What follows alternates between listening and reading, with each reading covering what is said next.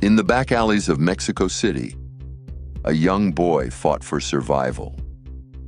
This boy, with no real name known to anyone, was a fixture in the underground street fighting scene. A child with no past and no future. His piercing eyes spoke volumes of the hardships he'd endured. His brawls were brutal, a dance of rage and despair, each punch thrown with the ferocity of a caged animal. Yet, in his heart, the boy was more lost than fierce. Abandoned at a young age, the streets became his home. He grew up with no guidance, no love, only the harsh lessons taught by hunger and isolation. Every fight was a desperate grasp for control in a world that had none to offer. As he fought, his mind raced with feelings of anger and desperation, a release of the pain he carried inside, a silent cry for help that no one could hear. He wondered if there would ever be more to his life than this endless cycle of violence. But fate intervened one fateful night, when after a particularly vicious fight, he was left wounded and barely conscious. Stumbling through the dark streets, he found himself at the steps of a monastery. It was there that the Marquez priest discovered him, a broken body bearing the scars of a life no child should endure. Little did he know that this moment would mark the beginning of a new chapter in his life. Within the monastery's peaceful walls, the boy found something he had never known: kindness. The Marquez priests, led by Father Antonio, nursed him back to health in both body and spirit. Father Antonio, a man of immense compassion and wisdom, saw beyond the boy's hardened exterior. He saw a soul crying out for salvation. From the ashes of his past, a new fighter was rising, and so began the journey of the one they would come to call.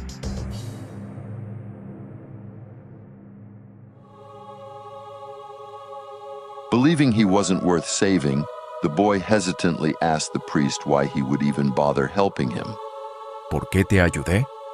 Porque, jovencito, todo el mundo merece la oportunidad de reescribir su historia. Por muy oscuras que sean las páginas, siempre hay lugar para la luz. Looking down at his bruised knuckles, fists and fighting was all he knew. Considering the priest's words for a moment, he asked if someone like him could even find redemption. No se encuentra la redención. Se construye día a día, elección tras elección. Y veo en ti un corazón listo para el cambio. He felt a wave of emotion wash over him as he listened to Father Antonio's words. A part of him wanted to believe that redemption was possible, but the weight of his past seemed too heavy to bear.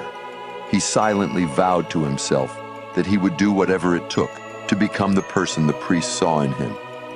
Under their care, he underwent a profound transformation. He hung up his fists, renouncing the violence that had defined his existence. Instead, he embraced the teachings of the Church, finding solace in faith and purpose in service. The monastery became his new home, a place where he could heal and grow. Now older, he could never fully turn away from his past. He saw his pain reflected in the eyes of the street children where he once existed. He vowed to save them from the path he had walked, temporarily bringing them to the monastery. His dream of building an orphanage for these lost souls became his driving force. He wanted to offer them hope, a chance at a life he never had. Determined to make his dream a reality, the young man knew he had to find a way to fund the orphanage. It was then that he decided to return to the ring, not as a street brawler, but as a masked luchador wrestler. Adopting a jaguar mask that would go on to become the iconic symbol of his new identity, he took on the name King. As he stepped into the ring, he left behind the desperate street fighter and became the Beast Priest, a warrior with a cause. With this new purpose fueling him, King threw himself into training, refining his skills and evolving his fighting style, a path that would lead him to unexpected rivalries and friendships. King's journey in the wrestling world was off to a good start as he began to gain notoriety. But he would soon come to face an opponent who matched his same intensity. His early career saw a fateful encounter with Armor King, a fellow masked wrestler. Their rivalry was intense, marked by a match that would change both their lives. In the heat of the moment, King accidentally caused a severe injury to Armor King, damaging his eye. This incident would haunt King, becoming the beginning of a rivalry he never wanted. Armor King, a renowned luchador known for his fierce fighting spirit and his quest for worthy opponents, had built a reputation as a formidable dojo crasher. When he first encountered King, he was intrigued by the similarity of their titles and the skill King possessed. Their initial battle was fierce, and though Armor King lost, it only fueled his determination to prove himself against this worthy adversary.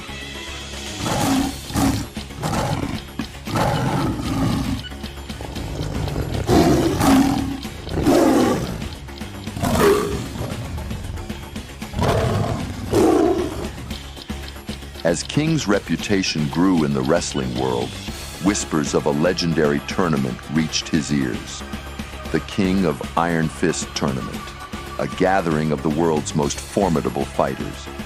With a generous prize purse awaiting the winner, King knew this could be the opportunity he had been seeking to secure the future of his orphanage.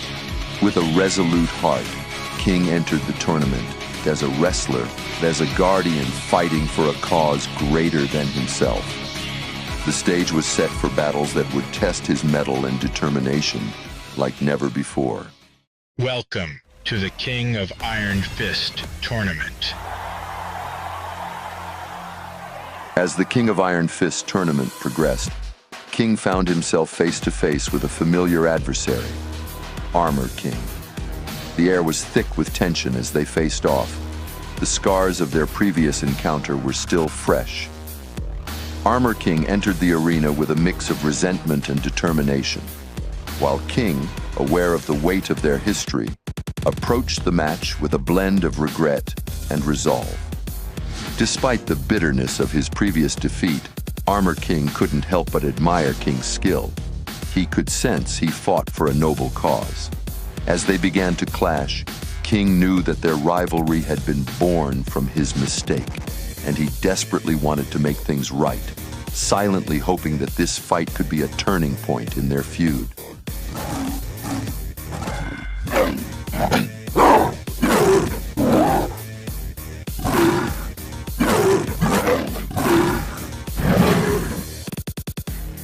King versus Armor King.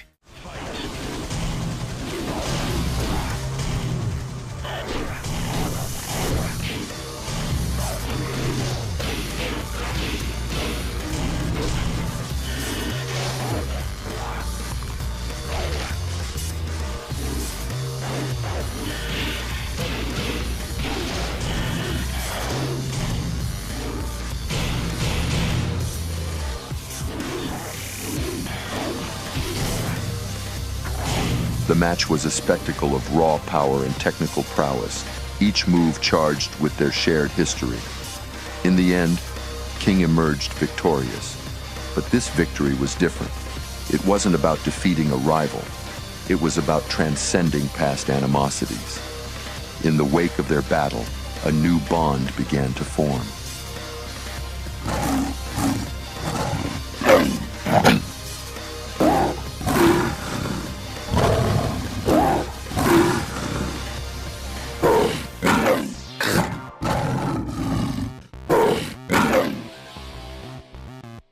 The revelation of King's true purpose for entering the tournament, to raise funds for his orphanage, struck a chord with Armor King.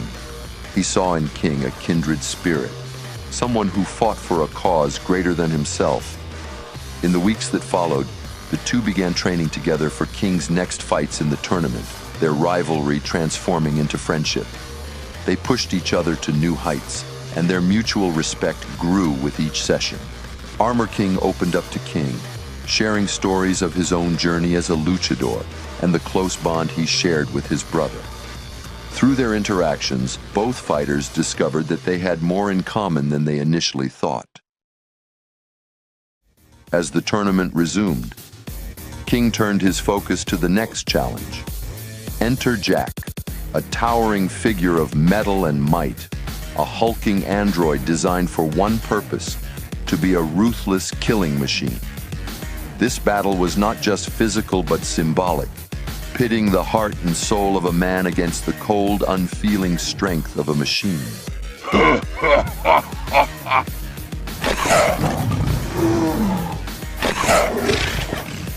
King versus Jack. Fight.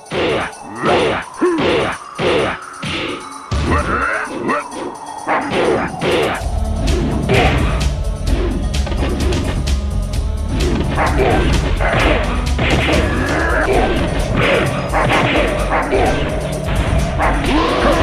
You win. Agile and skilled, King maneuvered around Jack's brute force, a dance of contrasting styles. The clash pitted determination and human spirit against mechanical might. It was King who triumphed. The quarterfinals brought King face to face with Kazuya Mishima, a name that echoed with power and menace throughout the tournament. Kazuya was a very tough opponent. He was a force of nature.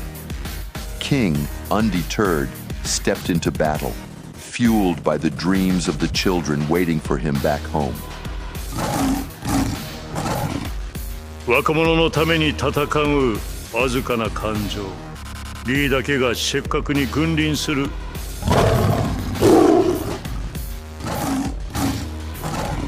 King versus Kazuya Mishima. Final round. Fight.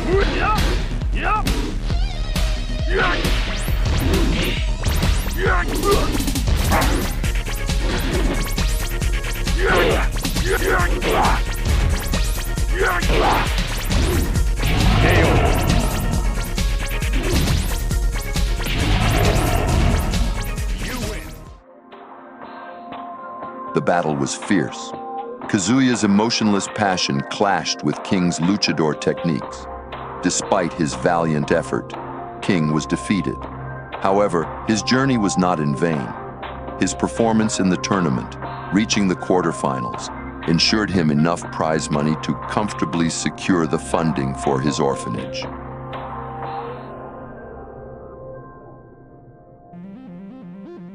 Though his journey in the King of Iron Fist tournament had come to an end, King left the arena with his head held high. As he reflected on his experiences, he realized that his true purpose had always been about more than just winning. It was about fighting for something bigger than himself. His thoughts turned to the children at the monastery.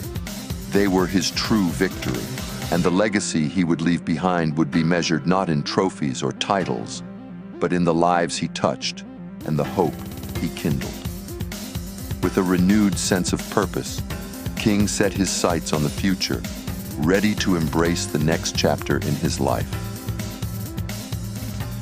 King returned to the monastery.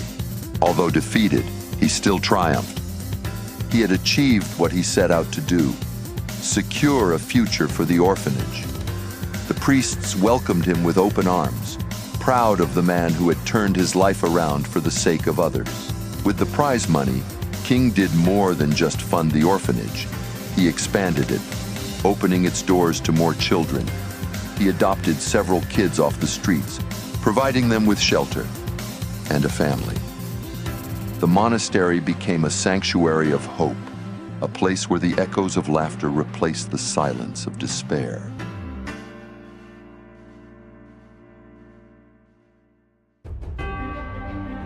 Among the new faces was a young boy, barely 7, with a spark in his eyes and an unyielding spirit. This boy would hold a special place in King's heart. Even at his tender age, he was already a big fan of King's wrestling matches, watching them with wide-eyed wonder. King saw a reflection of his younger self in the boy, the same resilience, the same untamed spirit. He would often be seen at King's side, mimicking his moves and wearing a small, makeshift jaguar mask. King found joy in this young admirer, unknowingly setting the child up on a path where he would one day take up his mantle and continue his legacy. He looked at the smiling faces around him. This, he realized, was what he had been fighting for all along, a chance to give these children the love and support he never had. Silently, he made a promise to himself. He would do everything in his power to be the role model they needed, to show them that no matter how dark their pasts, there was always hope for a brighter future. His journey was far from over. To continue funding the orphanage, he would have to keep pursuing his wrestling career, something he was more than happy to do. But for now, he relished this moment of peace, a rare luxury in a fighter's life.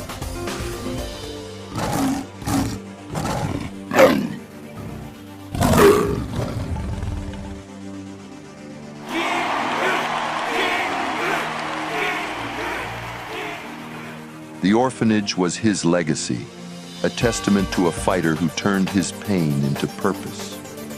As King looked to the future, he knew his path was intertwined with the children he saved. Together, they would face whatever came next, with the heart of a luchador and the spirit of a warrior.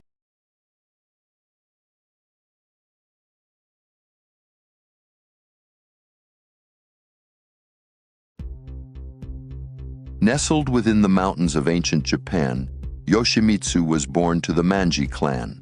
The village elders, whose faces were marked with wisdom and anticipation, gathered to welcome the newborn, whom they believed destined to lead their clan to greatness.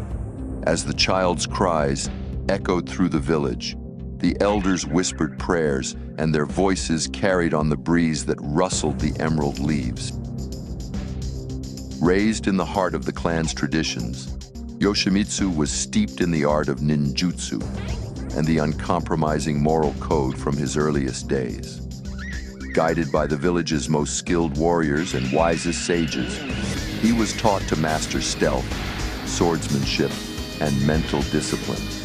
The elders recognized a unique spark of potential in him, nurturing his abilities and instilling the core values of honor, self-sacrifice, and a commitment to protect the weak and innocent. Throughout his childhood, he underwent rigorous training but also learned about the deeper ethos of the Manji clan. These lessons, woven into his upbringing, prepared him to carry the mantle of leadership. As he grew, his reputation as a skilled warrior and principled young man solidified his legendary status within the village. The elders watched with pride as he matured, confident that he was the leader they had foreseen, ready to guide the clan through future challenges. As dawn broke over the misty peaks, he stepped out from his dwelling into the bustling village, heading to the training grounds. There, his mentor, Yoshimitsu, a seasoned warrior steeped in the clan's secrets, awaited. Yoshimitsu began to explain amidst intricate sword katas. 魔獅子の身長の本当の意味を学ぶ準備はできていますか? He nodded. His determination was clear. His journey to becoming the legendary Yoshimitsu began to unfold. Yoshimitsu Kenzan! Yoshimitsu began to recount the clan's history, emphasizing their oath to protect the innocent and fight injustice, instilling that the clan's creed was a sacred duty. マジイゾの信条は生き方、それには名誉、自己犠牲、警戒心が必要ですが、同時に真の目的にもつながります。Yoshimitsu absorbed every word, his motions fluid with the kata, internalizing the lessons of justice and resolve. As training ended, Yoshimitsu offered a final piece of wisdom. マジイ族のミパシアはかがしくも充実しています。それは変化をもたらすためのミパチです。Yoshimitsu left the grounds inspired, understanding that the creed was not just ideals, but a guiding force for his actions. Ready to face any challenge, he was growing daily into the leader his clan anticipated. As Yoshimitsu's training neared completion, rumors swirled about a legendary cursed blade hidden in the clan's vault, a powerful artifact tied to the Manji clan's history. One evening, around a village bonfire, the chief elder Yoshimitsu called Yoshimitsu to him. 村われた人、貴公は何死世にもわたって私たちの遺族の運命を世づくり、第二馬とい選ばれたリダに受けられてきました。恥を覚悟し、使用者を救栄を満たすよう取り立てる悪魔を殺す武器であるため、邪悪な意図を持った人々を切り倒すことでこれを達成しなければなりません。それは偉大な地下を提供しますが、その使用者を腐敗させる危険があります。He absorbed the weight of Yoshimitsu's words, understanding the blade's power and peril. Yoshimitsu then announced that the elders had chosen Yoshimitsu to inherit the blade and lead the clan. Overwhelmed yet resolute, he accepted, vowing to use the blade for good. In a moonlit ceremony, he received the cursed blade. Grasping the hilt, he felt a surge of energy, powerful but daunting. As the elders bowed, acknowledging their new leader, Yoshimitsu stood firm, ready to guide the Manji clan towards a future of justice and prosperity. The gleaming blade at his side, a symbol of both his leadership and the immense responsibilities it entailed. Yoshimitsu, now the Manji clan's leader, stood ready with the cursed blade at his side. Having quickly adapted to leadership, he directed the clan's engagement in the wider world, targeting corrupt daimyo and greedy merchants through stealthy raids that redistributed wealth to the oppressed. These actions built the clan's reputation as shadowy justice bringers. As new technologies and ideas began to reshape society, Yoshimitsu recognized the need for the Manji clan to evolve. He sought allies and encouraged his warriors to embrace modern tools alongside traditional ninjutsu, ensuring their skills remained formidable and relevant.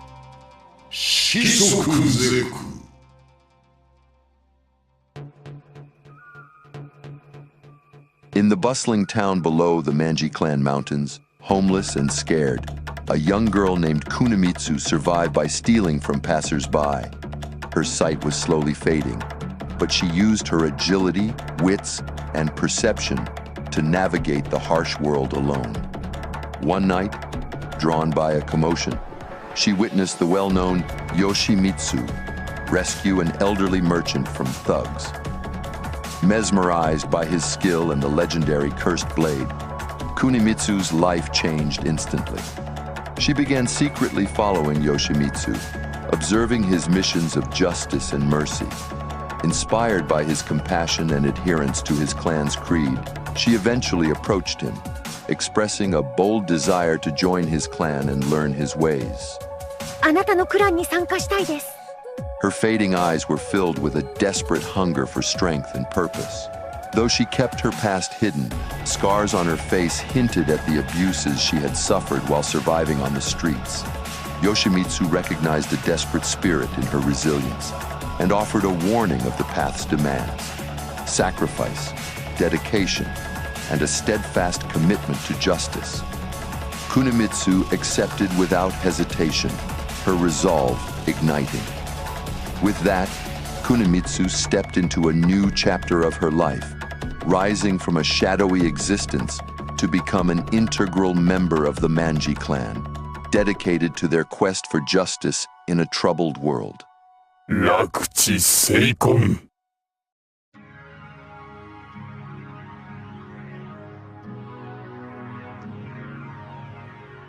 As the sun rose over the Manji clan's hidden village, Kunimitsu, now fully immersed in her training, felt a newfound sense of belonging. Under Yoshimitsu's mentorship, she rapidly mastered Manji ninjutsu, blending traditional combat and stealth with the clan's ethos of justice and self-sacrifice. Her dedication impressed even the seasoned warriors, affirming her place within this new family. Over time, Kunimitsu undertook challenging missions, proving her worth and deepening bonds within the clan. Yoshimitsu watched her growth with pride, yet knew the future held tests that would challenge her loyalty and resolve. But for now, he was reassured by her commitment, confident that together they would uphold justice and honor. As the seasons passed, Yoshimitsu and Kunimitsu frequently partnered on missions. Their skills in sync, they were quite the team. During quieter moments, Yoshimitsu imparted the Manji clan's deeper philosophies and rich history to Kunimitsu, who absorbed every lesson with keen interest, growing increasingly drawn to his wisdom. As they sat under the starlit sky, Kunimitsu experienced a profound contentment, having found her place and mentor in Yoshimitsu. Yet, a part of her still battled with darker impulses, her old self's desires lurking within. She resolved to commit fully to her new path, unaware that these very desires would one day threaten her relationship with Yoshimitsu and the stability of the Manji clan. In the dark heart of the Manji clan's compound, Kunimitsu was caught thieving from her own people. For months, she had been secretly siphoning artifacts and treasures from the clan's vaults, her once unshakable loyalty eroded by the whispers of greed and ambition that had taken root in her heart. Just as she neared the exit, Yoshimitsu confronted her, sorrow and disappointment in his eyes.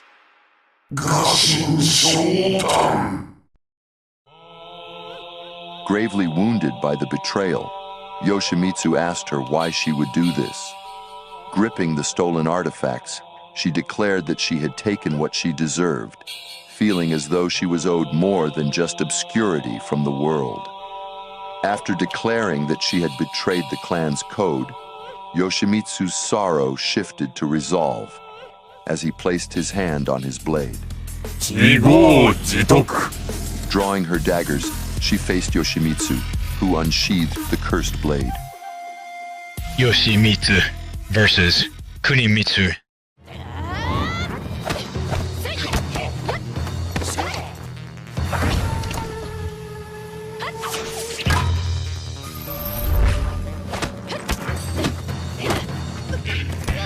Ultimately, Yoshimitsu disarmed Kunimitsu, the cursed blade at her throat. He declared that she was no longer a member of the clan, stating she must leave and never return. Tears of rage and regret in her eyes, Kunimitsu fled into the night, leaving behind her clan, her purpose, and her identity. Yoshimitsu stood alone, mourning the loss of what once was and what could never be restored. Haunted by her betrayal of the Manji clan, her heart weighed heavy with regret as memories of her time with the clan flooded back. The training, the missions, and the camaraderie. She had sacrificed it all seemingly for mere fleeting power and possessions. Through tears, she reflected on her descent into greed, realizing she had not only betrayed her clan but herself, abandoning the principles that had once defined her. In a moment of deep remorse by a forest stream, Kunimitsu washed her face in the icy water, confronting her transformed reflection, from a committed warrior to a lost soul. Yet, a spark of stubborn determination ignited within her. Though she mourned the loss of her clan family, the memories of dark times still haunted her. The abuses she had suffered at the hands of those stronger than her forever etched into her mind, and the scarring on her face served as a constant reminder. It was a fate she had vowed never to endure again, no matter the cost, even if it meant betraying those closest to her, those who had taken her in and given her a new life. Setting off into the unknown, Kunimitsu was determined to forge her own destiny, free from the control of others. It was a path marked by the pain of her choices, but necessary to ensure she never found herself powerless again.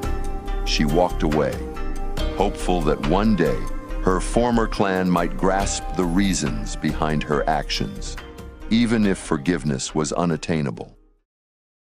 Welcome to the King of Iron Fist tournament.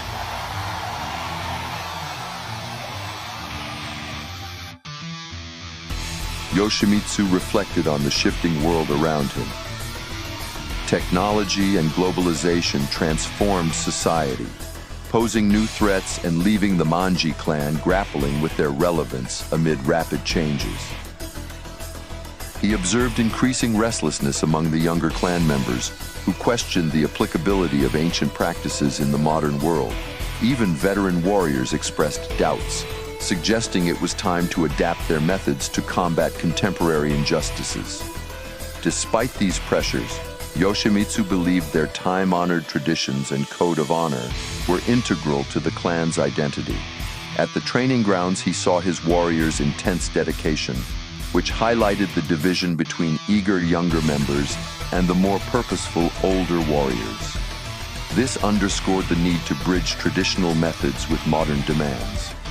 Resolved to lead his clan through this transition, Yoshimitsu recognized the importance of collective wisdom and support in navigating these changes. Yoshimitsu convened with his trusted advisors in the clan's council chamber, facing the heavy task of adapting to a rapidly changing world. He addressed the group, emphasizing the need for evolution while staying true to the Manji clan's core principles. He presented Dr. Boskonovich to the clan, a genius scientist previously held captive and forced to develop technologies for the KGB. Under the agreement that the Manji clan provide the doctor with protection, Dr. Boskonovich would work on technologies to aid the Manji clan in their mission. Спасибо, Йосимитсу. Твой клан защищает меня, а я могу продолжать свою работу без перерыва. Великолепно. In the Manji clan's newly upgraded compound, warriors convened around a holographic cityscape. Kenjimitsu, a young prodigy among them, eager to impress Yoshimitsu, outlined the pervasive influence of a corrupt corporation controlling the country, along with many branches and facilities around the world. The Mishima Zaibatsu. The challenge would be formidable, requiring more than traditional tactics. Under Yoshimitsu's leadership, the clan had integrated cybernetics and nanotechnology into their arsenal, enhancing their abilities. Kenjimitsu, augmented with body implants, exemplified this hybrid approach, seamlessly interfacing with data and systems to strategize their next moves.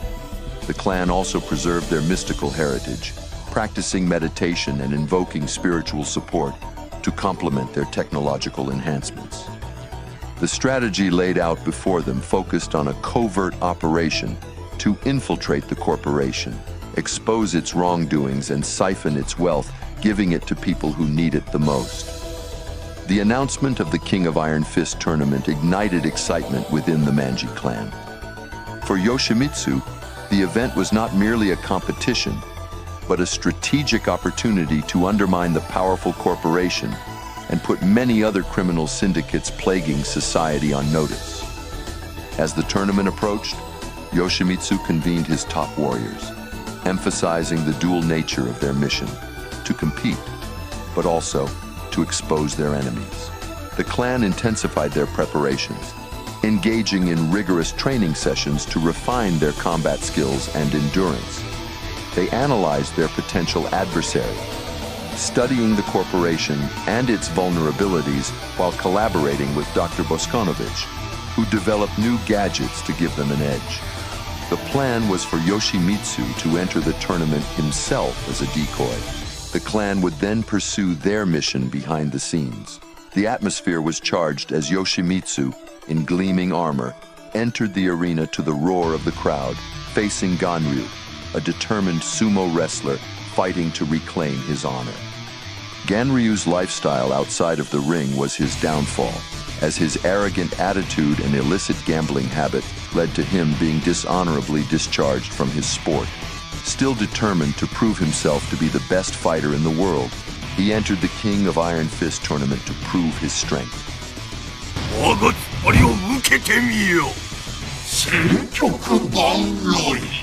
Yoshimitsu versus Ganryu.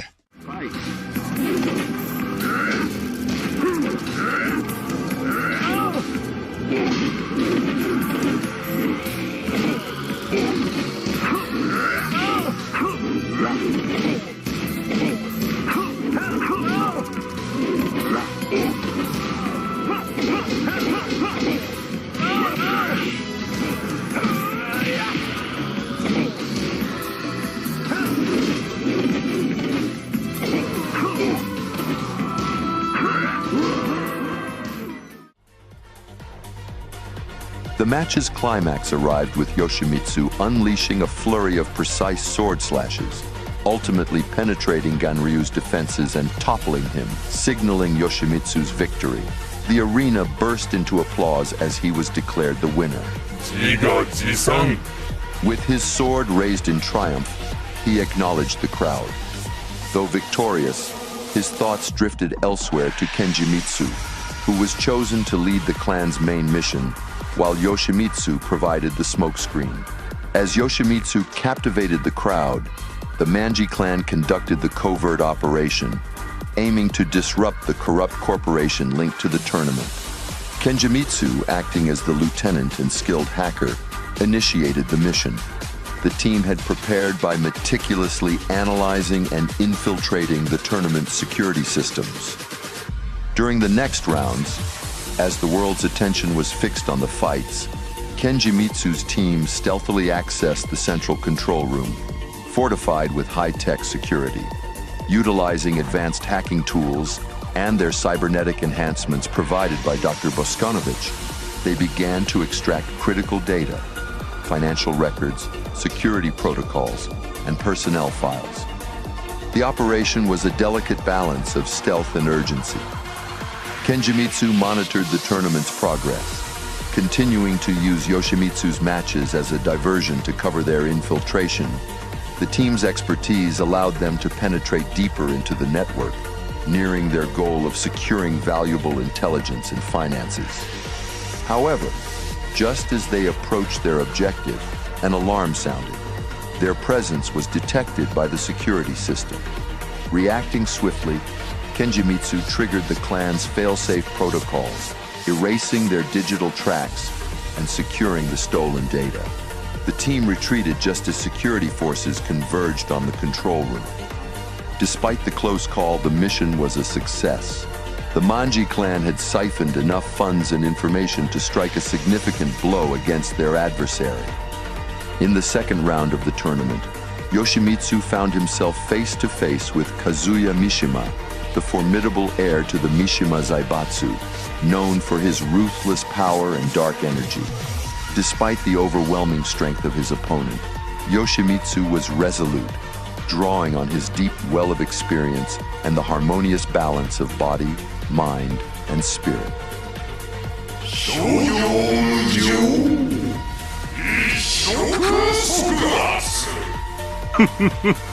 周囲の世界が崩壊していく週、あなたは自分の道徳を守り続けます。私のイメージで再構築しますので、聖人は必要ありません。Yoshimitsu versus Kazuya Mishima. Fight.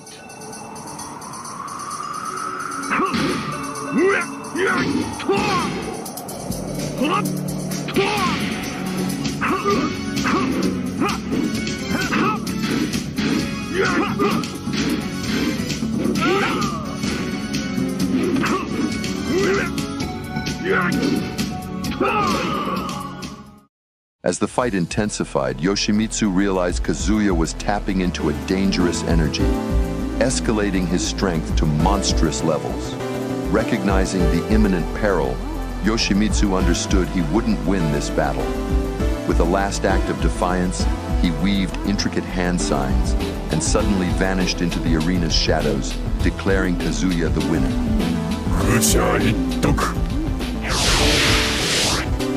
先生、人物は成功しました。私たちは基地に撤退します。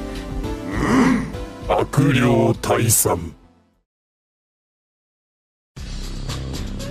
Technically losing the match, Yoshimitsu's resolve was unbroken, knowing the Manji clan's mission to disrupt the corrupt corporation was a success. Together, the clan journeyed back to the compound. Upon their return, Yoshimitsu convened a meeting to discuss the findings and implications.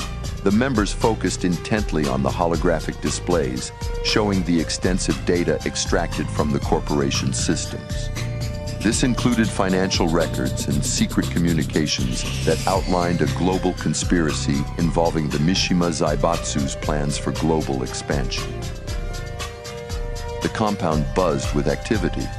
Warriors and technicians meticulously analyzed the data they had gathered. Amidst this, Yoshimitsu recognized a pressing need. The wealth acquired during their heist had to be distributed to those most in need. He prepared them to finish the mission by gathering his most trusted clan members. Surrounded by shadows as the night deepened, Yoshimitsu, standing tall among his warriors, reflected on the transformative journey they had embarked upon. As their leader, he felt a profound connection to each member, bound by their shared commitment to justice and the betterment of those less fortunate. The operation had been meticulously planned and was executed with precision. Under the cover of darkness, the clan distributed the wealth they had acquired, ensuring that the resources reached the hands of those in dire need. As dawn approached, Yoshimitsu watched the first light crease the horizon, his heart filled with quiet hope. The Manji clan had not only disrupted a corrupt power structure, but had also strengthened their resolve to fight for the oppressed. In the cool morning air, Yoshimitsu felt the weight of responsibility ease slightly, knowing they had ignited a small flame of change. In a display of their resilience and spirit, the Manji clan, shadows in the hidden corners of society, now stood as silent guardians of justice, their legacy forever solidified with the lives they had helped. 暗者保輪、標人せい。